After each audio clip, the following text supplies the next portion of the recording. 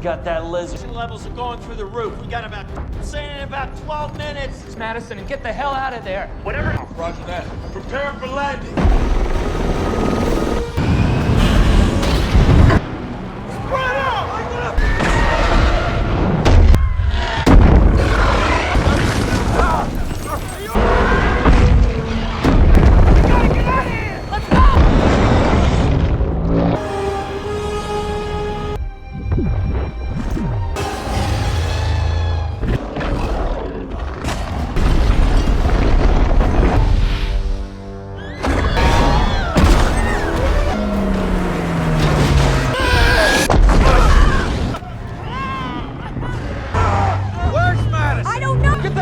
Okay. I hope you're as good at finding her. Run away from home, too. Run away from home, too.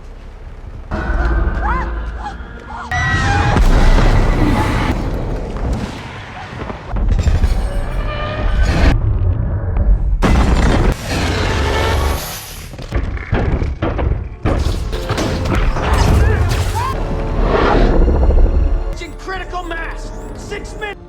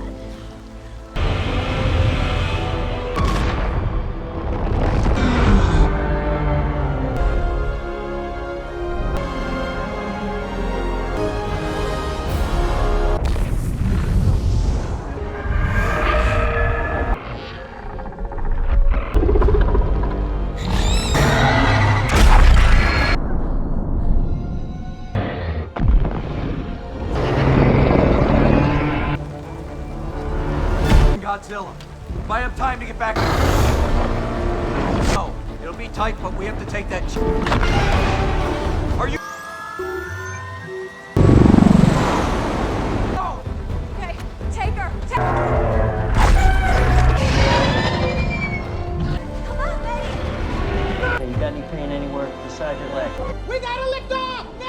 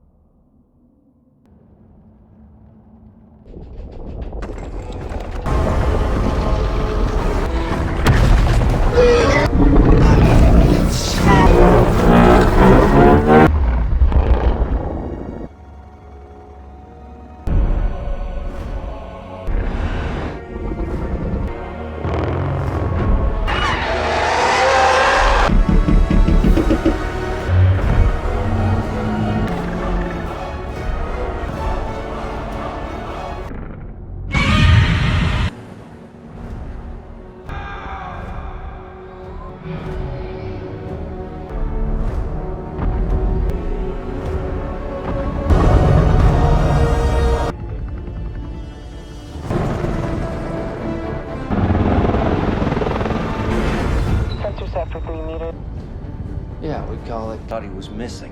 Well, A containment site.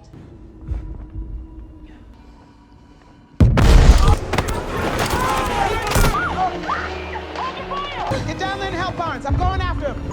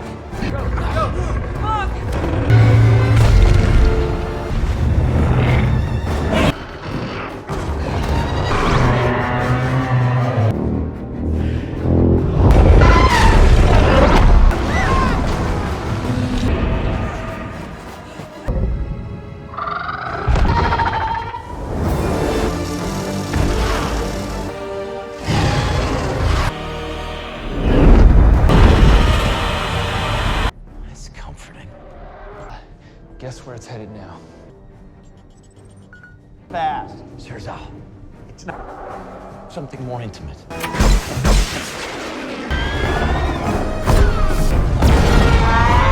Attention. Everyone strap in.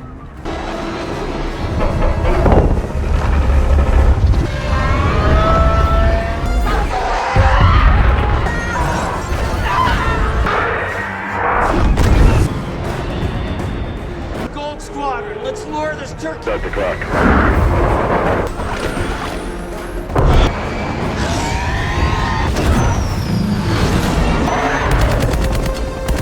Raptors off the team! Jump on your stick.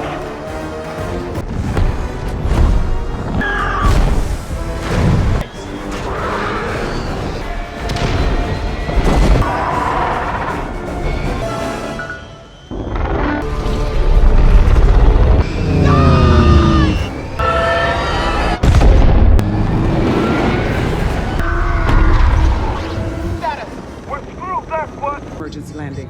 Hangar doors are... Anybody else?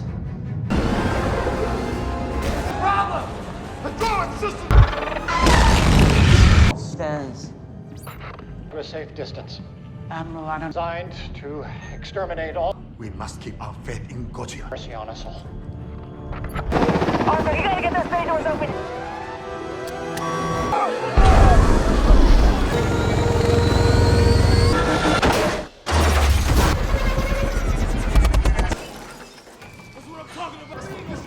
Thanks for the lift! Oh, God.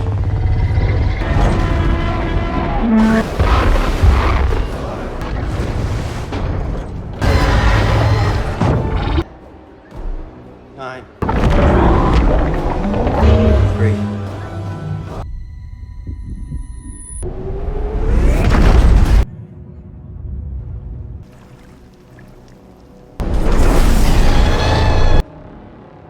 Dr. Stan. Yeah, I got something.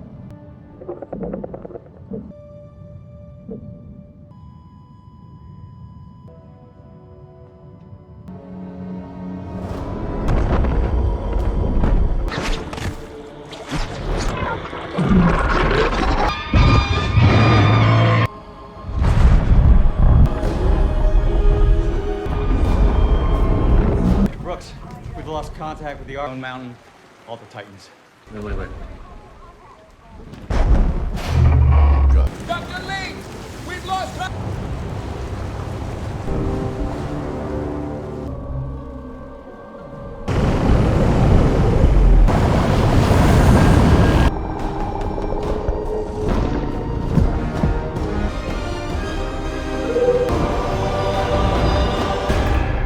Madison, wait! You said that you were gonna be careful, that you'd release...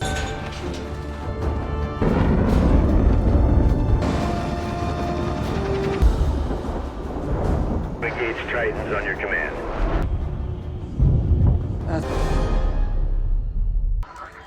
600 miles. Earth, it's a subterranean tunnel. 1 second emergency, blow fall.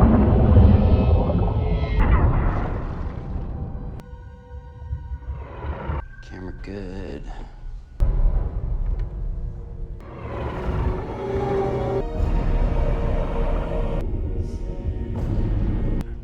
A Roman now.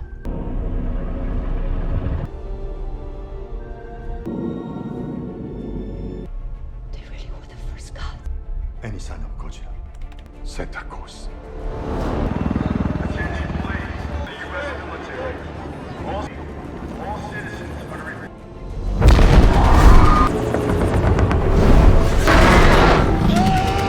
Arnold, take a look at this. All the Titans have stopped. What the hell have gotten into them now?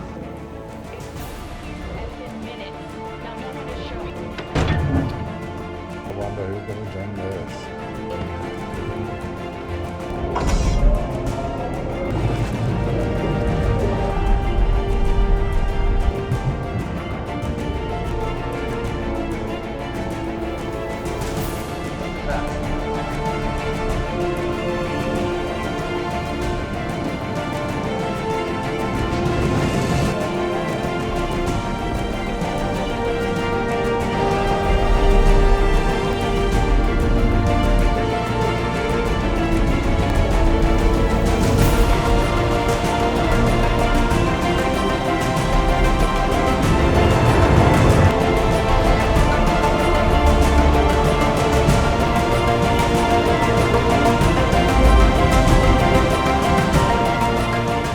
guys, today we're diving headfirst into the colossal world of Godzilla, King of the Monsters from 2019, where humanity learns that sharing the planet with giant, ancient creatures isn't just a fantasy, it's a very loud, very destructive reality.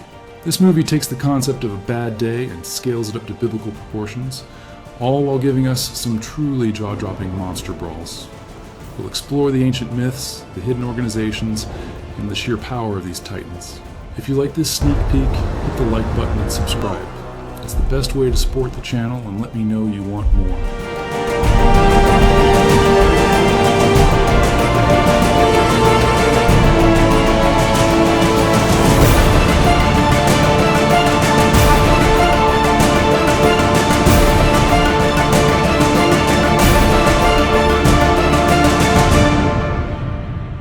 We open 5 years after the devastating events of San Francisco. The MUTOs might be gone, but the emotional fallout is very real for the Russell family.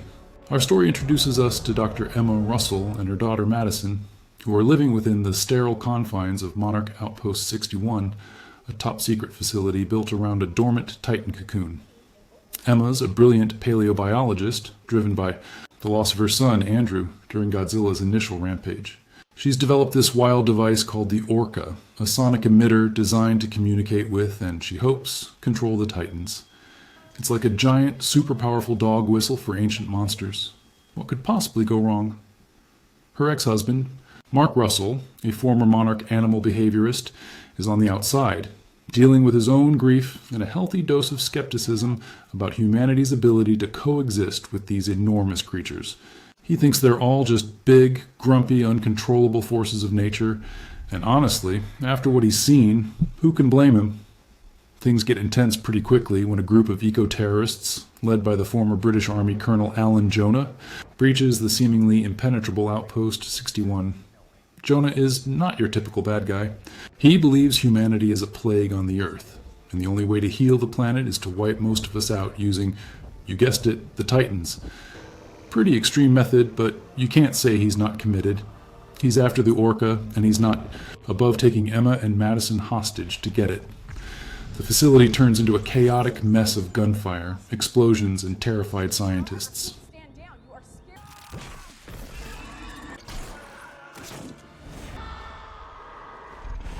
I'll handle this.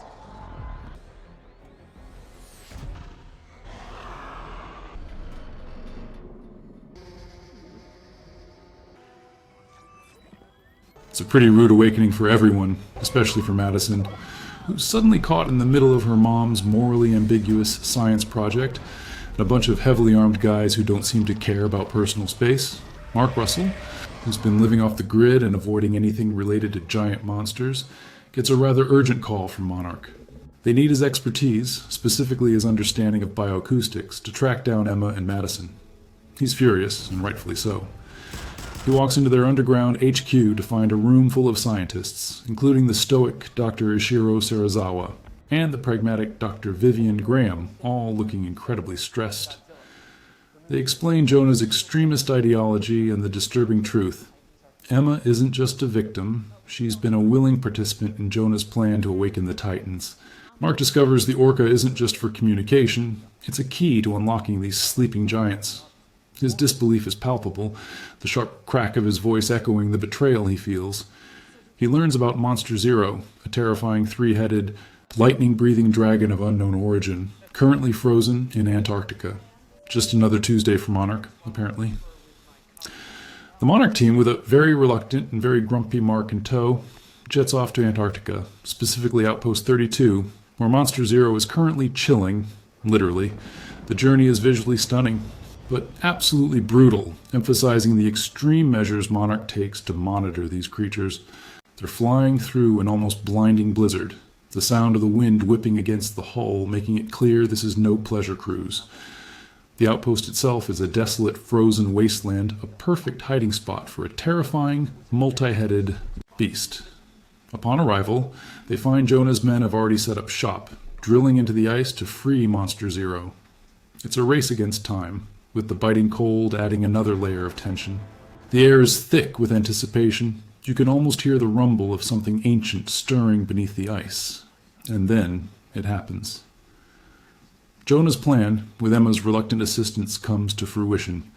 Monster Zero, a creature of cosmic terror, bursts from its icy prison. The ground trembles, ice shatters, and the sheer scale of this beast is immediately apparent. We're talking 3 massive serpentine heads, golden scales shimmering, and eyes that scream pure malice. The sound is deafening, a guttural, multi-pitched roar that seems to tear through the very fabric of reality. A containment site, only to cocoon itself later under an hostage. This is obsessed with restoring the natural order, Titan DNA. What the hell is someone going to... This isn't just a monster. It's an apex predator from another world, one that doesn't belong here. It's so big, so powerful that it dwarfs everything around it. The wind, already biting, turns into a gale force hurricane as Ghidorah unfurls its massive, leathery wings. The Monarch team watches in horror as this ancient evil unleashes torrents of gravity beams, obliterating everything in its path. Dr. Graham, unfortunately, gets a very up-close and personal demonstration of Ghidorah's power, a moment that echoes with the crunch of ice and the crack of bone. Ghidorah is not playing nice. It's an absolute force of nature, but with a malicious intelligence that's chilling. The military's attempts to stop it are futile. Bullets just ping off its scales and missiles seem to evaporate before reaching their target. The air is filled with the boom of explosions and the terrifying whoosh of Ghidorah's wings.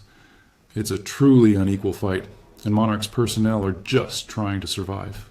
Mark, Serizawa, and the remaining team manage to escape the collapsing outpost, the metallic clang of their vehicle grinding against the ice. It's a desperate dash for survival, underscored by the continuous, thunderous roars of Ghidorah dominating the desolate landscape. This creature isn't just a threat, it's an existential nightmare. The thought of it existing outside of a frozen tomb is terrifying, a concept that sits heavy in the cold, thin air. And honestly, it feels like this guy just woke up on the wrong side of the ice bed, just when all hope seems lost, and Ghidorah is about to finish off the fleeing Monarch Osprey. A familiar set of dorsal fins cuts through the water. The air crackles with energy, and the blue glow from beneath the surface is unmistakable. Godzilla, the king himself, rises from the icy depths, letting out a primal roar that challenges Ghidorah directly. It's a moment that sends chills down your spine, the undisputed alpha of Earth against this ancient alien invader. The confrontation feels ancient, almost mythological, as if 2 titans from the dawn of time are finally meeting.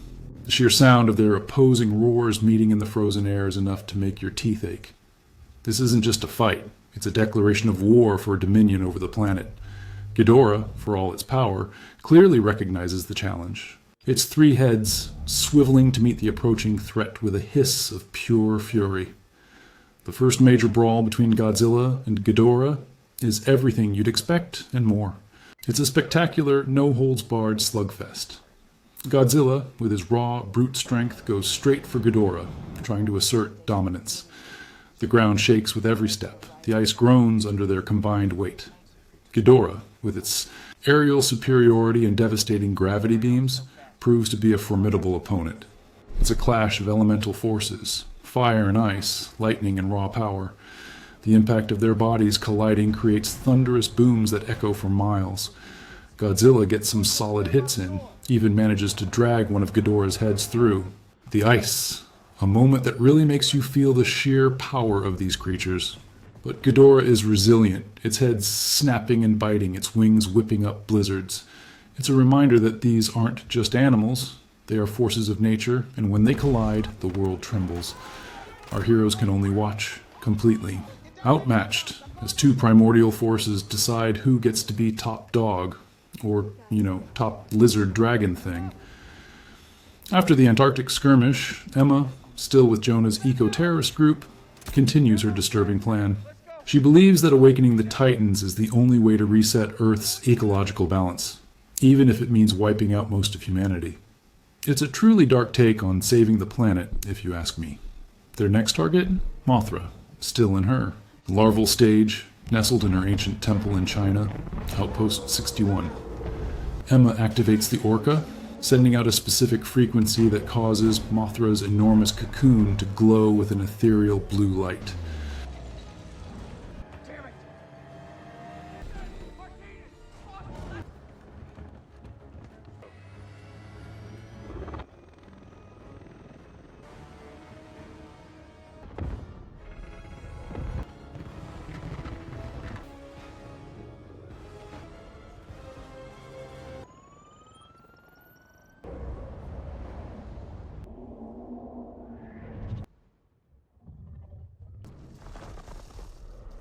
The silk starts to pulsate, groaning and stretching as something immense stirs within.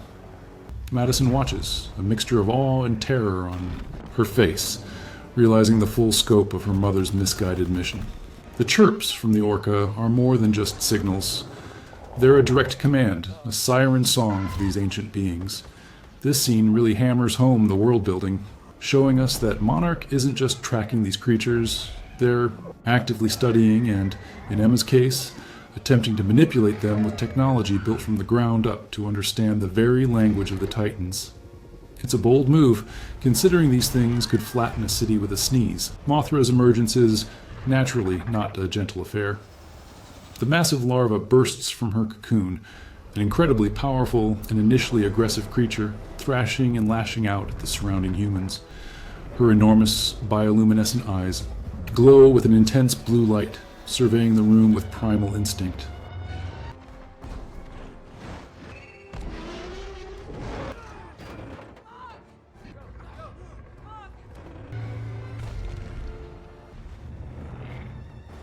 The sounds of cracking stone and the low, rumbling growls of the larva fill the air. It's pure chaos until Madison, displaying an unexpected bravery, walks towards the enraged Titan. Emma, using the orca, attempts to soothe her, but it's Madison's calm presence and her mother's frequencies that truly make a difference. Mothra, instead of attacking, looks directly at Madison, her aggression slowly fading. It's a beautiful moment, showing the potential for connection between humanity and these creatures, and a stark contrast to the destruction caused by Ghidorah. It hints at the deeper, more spiritual connection these Titans share with the planet, and perhaps even with select humans. And let's be real, who wouldn't want a giant bioluminescent butterfly as a friend? Way cooler than a pony. Next on the list of things Emma needs to awaken is Rodan, the fire demon.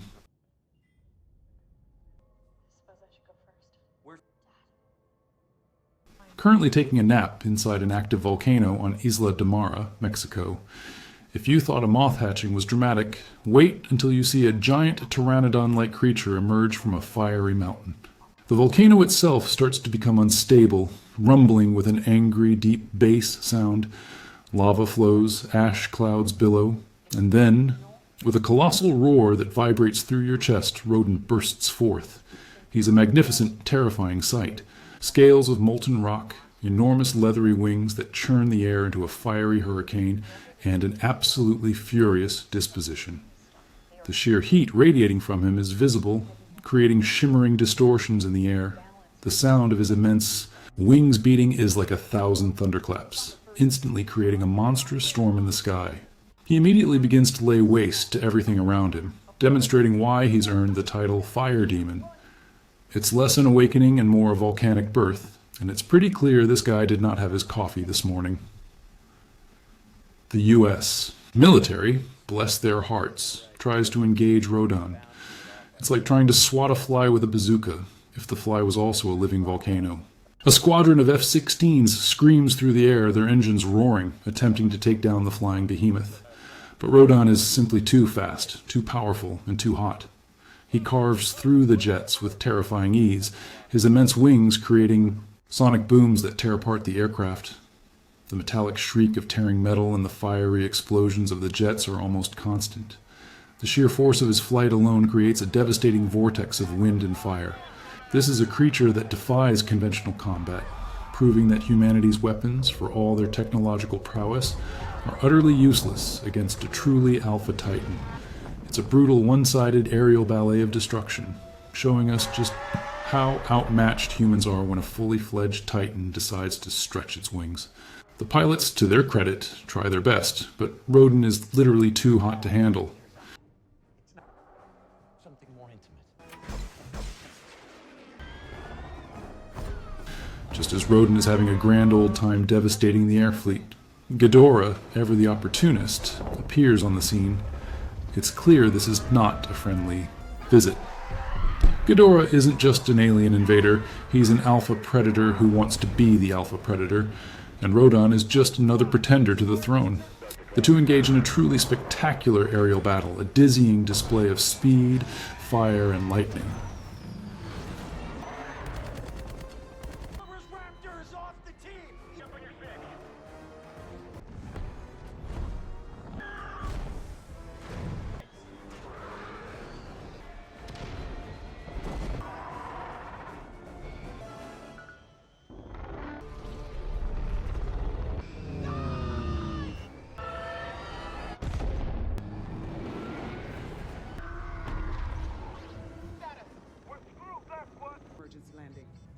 yours or anybody else.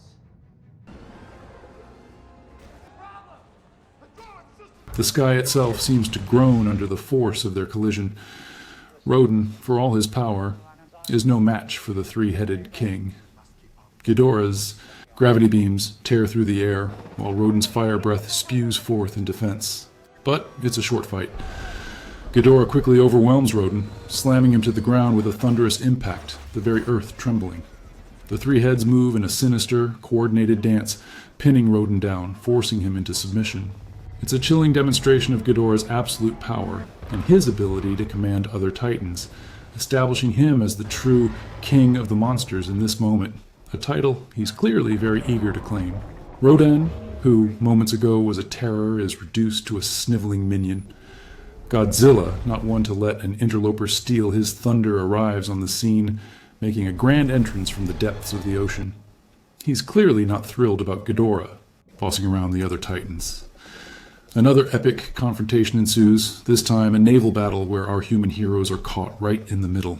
The sheer roar of Godzilla, followed by the crackle of his atomic breath, signals his intent. The US military, in a desperate attempt to level the playing field, deploys a terrifying weapon, the oxygen destroyer. It's a device designed to remove all oxygen from the area, effectively suffocating any organic life. The thundering boom of its launch and the immediate unsettling silence that follows as it detonates are truly chilling. This isn't just a bomb, it's an environmental catastrophe. The visuals are stark, showing the immediate devastating effect on both the ocean and its inhabitants. It's an act of desperation, and unfortunately, it has dire consequences for one of our beloved titans. The oxygen destroyer lives up to its name, creating a horrifying, lifeless void in the ocean. The detonation sends a concussive force through the water, followed by an unnatural calm, a deafening silence. Fish and marine life float lifelessly to the surface, a truly grim sight.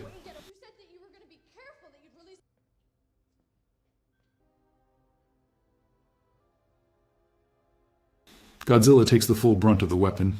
His mighty roar turns into a pained gurgle, and his massive body, now gravely wounded, sinks slowly into the depths, the blue glow of his dorsal fins fading into the dark.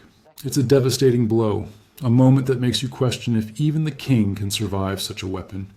But Ghidorah, being an alien organism, is completely unaffected. He rises triumphantly from the lifeless waters, letting out a series of triumphant, mocking roars. He's just flexed on humanity and Godzilla in one fell swoop. With Godzilla out of the picture, Ghidorah unleashes a global alpha call, a terrifying sound that echoes across the planet, awakening every dormant titan. It's like hitting the snooze button on the apocalypse, only to realize it's actually the activate global monster mayhem button. This is where things really go sideways.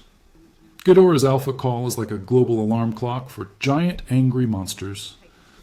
Across the planet, every dormant titan begins to stir.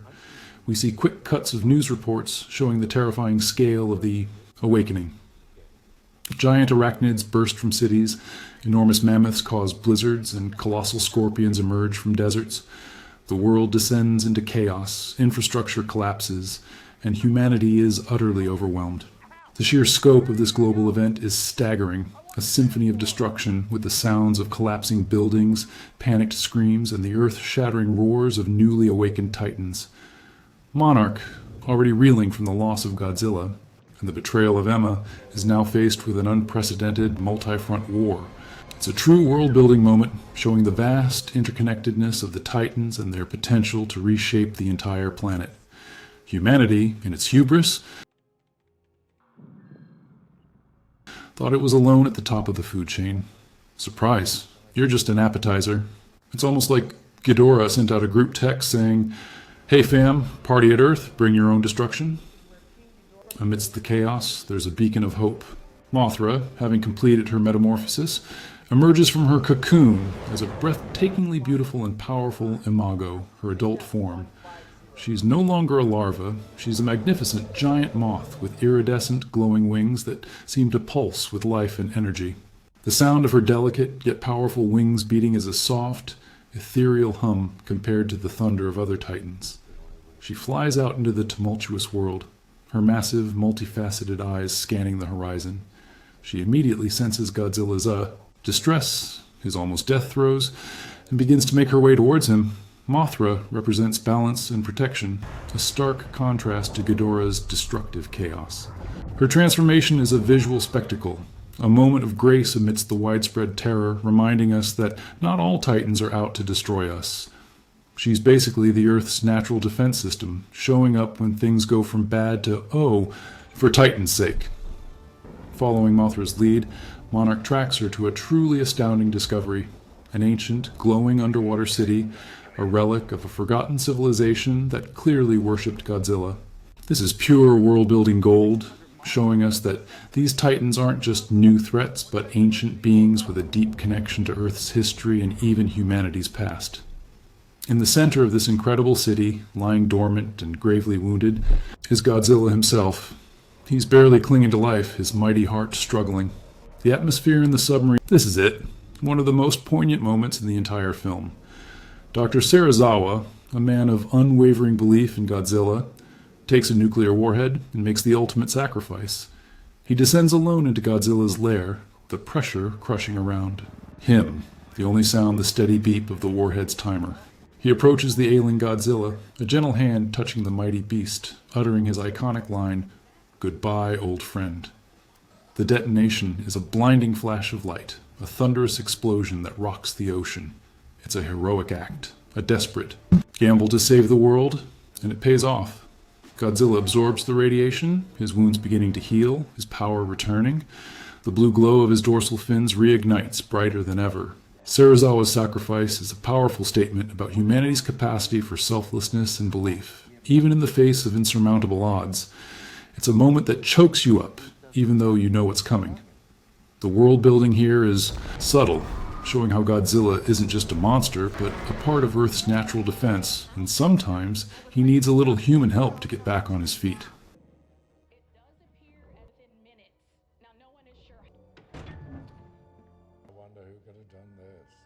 Which, let's be honest, is a bit like jump-starting a planet. Meanwhile, Madison, having realized the true horror of her mother's plan and the devastation Ghidorah is causing, bravely escapes Jonah's clutches. She makes her way to Boston, the center of Ghidorah's current rampage, and sets up the Orca in the middle of Fenway Park. Her intention is to use its frequencies to distract Ghidorah, to draw him away from the city and buy time for Godzilla to arrive. It's an incredibly risky, incredibly brave move for a kid. The sounds of destruction around her are overwhelming.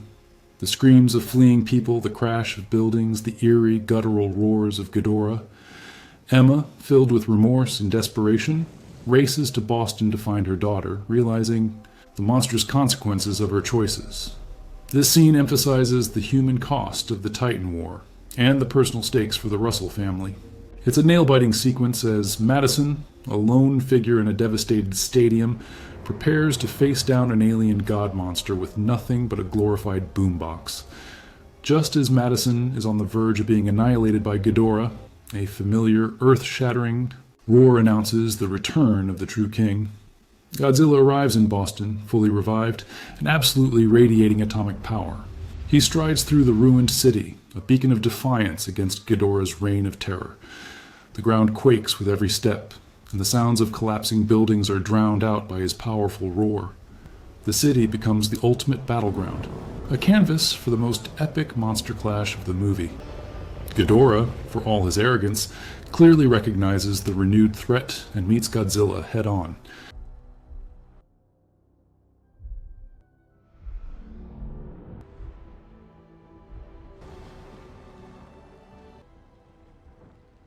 The fight that ensues is brutal, intense, and spectacular, a true clash of titans for supremacy.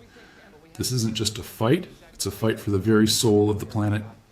And honestly, if I had to pick a side, I'm always going with the guy who breathes blue fire, not the one who looks like he got hit by a bus 3 times. The battle quickly escalates into a 3-way, no-holds-barred brawl. Mothra, now a powerful imago, arrives to aid Godzilla. Her delicate yet powerful silk blasts Ghidorah, distracting him and giving Godzilla crucial openings. Her wing beats create a dazzling light show, but also powerful gusts of wind.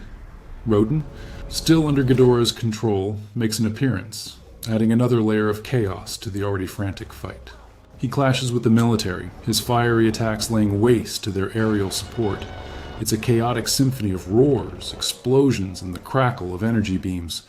The sheer scale of the battle, with multiple titans vying for dominance,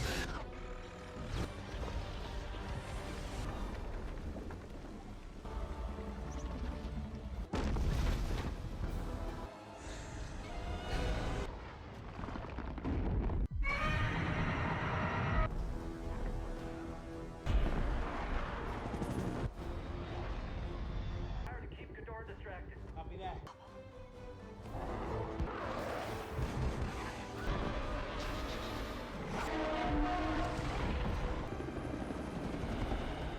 Sarazawa's got that lizard. Levels are going through the roof. We got about, saying in about 12 minutes. Madison, and get the hell out of there. Whatever. Roger that. Prepare for landing.